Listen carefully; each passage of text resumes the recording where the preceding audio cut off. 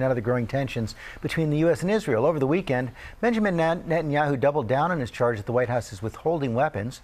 Matt Gutman has the latest from Israel.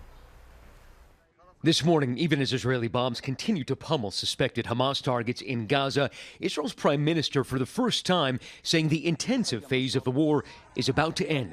In an interview on Israeli TV Sunday, Netanyahu saying the military's focus will now shift to Israel's border with Lebanon ahead of what could be an even bloodier confrontation with the powerful Iranian-backed group Hezbollah in Lebanon. The two have traded airstrikes and rocket attacks for 8 months. Israeli officials, including Defense Minister Yoav Gallant, are now in Washington lobbying for heavy munitions. That as the spat between Netanyahu and the White House seemed to escalate Sunday, with the Israeli leader doubling down on his accusation that the U.S. is withholding weapons, saying 4 months ago there was a dramatic decrease in munitions to Israel from the U.S., adding the decision to go public was due to a lack of change behind closed doors. And administration officials saying that the White House is not going to keep responding to the prime minister's political statements. In May, the White House suspended a single shipment of bombs out of concern they'd be used in the Rafah offensive. And over the weekend in the West Bank, disturbing video surfaced showing a wounded Palestinian man strapped to the hood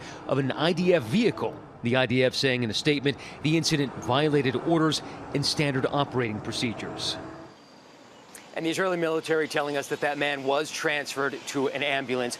As for the spat over the pace of weapons to Israel, our understanding is that the U.S. hasn't slow-footed weapons to Israel, as the Israeli officials have been claiming to me for months. Rather, the White House has not expedited the shipments of weapons as it did in the beginning of the war.